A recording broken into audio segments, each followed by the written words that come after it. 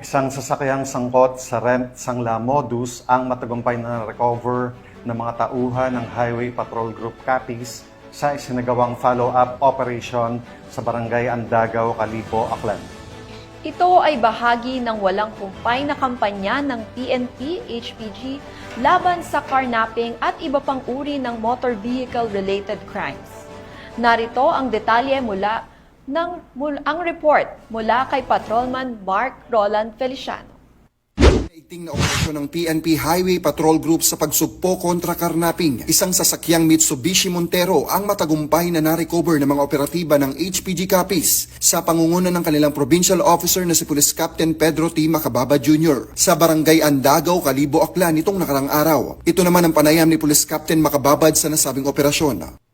Swerte ng Silito at Jerusalem ay nagtungo sa opisina ng Regional Highway Patrol Unit 6, investigative section upang itulog ang kanyang reklamo regarding sa kanyang sasakyan na pinarakilahan noong April 2024 sa halagang 45,000 kada buwan. Ngunit ito ay hindi na binayaran at napagkalaman na ang nasabing sasakyan ay isinangla sa isang alias itik sa bandang Calibo. So, agad-agad na nag-conduct tayo ng verification at saka investigation at napunton natin ang sasakyan sa Calibo. So, agad kami nagtungo sa nasabing lugar kung saan sinanda ang sasakyan.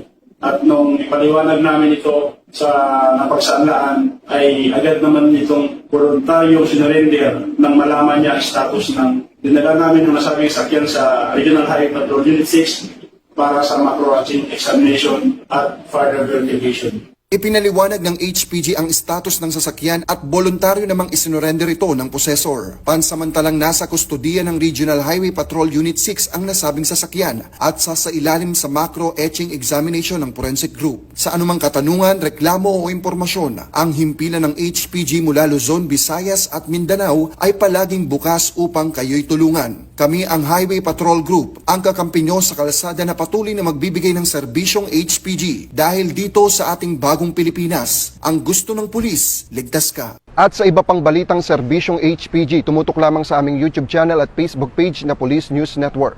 Mula sa tanggapan ng kakampi nyo sa kalsada, ako po si Patrolman Mark Roland Feliciano para sa Police News Network, alagad ng batas, tagataguyod ng balitang pulis.